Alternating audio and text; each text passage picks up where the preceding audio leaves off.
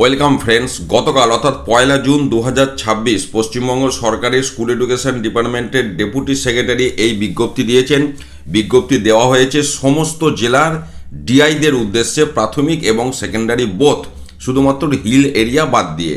এবং এখানে যেটা পরিষ্কার করে বলা হচ্ছে যে ডিআইদেরকে নির্দেশ দেওয়া হয়েছে যে তারা তাদের প্রত্যেক ডিআইয়ের আন্ডারে যে সমস্ত বিদ্যালয়গুলি রয়েছে, প্রাইমারি বা সেকেন্ডারি উভয় ক্ষেত্রেই, বলছে please allow the school authorities in your district to run academic session in morning shift as per their convenience for next 2 weeks.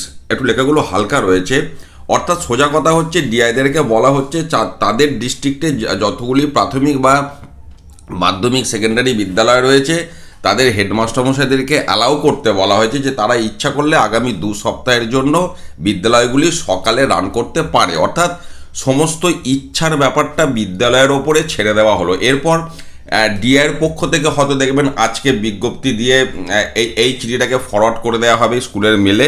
অর্থাৎ বিদ্যালয় কর্তৃপক্ষ ইচ্ছা করলে স্কুলটাকে মর্নিং শিফটে রান করতে পারে আগামী 2 সপ্তাহের জন্য।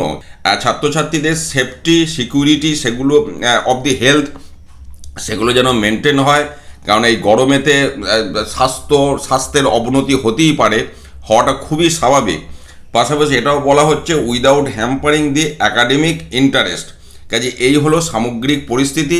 এর আগেও আমরা একবার দেখেছিলাম এরকম বিজ্ঞপ্তি বিদ্যালয় কর্তৃপক্ষের ওপরে ছেড়ে দেওয়া হয়েছিল মর্নিং করার বিষয়টা। তো আবার একটা সেই রকমই আমরা বিজ্ঞপ্তি দেখলাম। এবার আপনারাও অবশ্যই জানাবেন যে এরপর আপনাদের বিদ্যালয় কী সিদ্ধান্ত নিচ্ছে আগামী 2-1 দিনের মধ্যে। অবশ্যই ভিডিওতে কমেন্ট করে জানাবেন।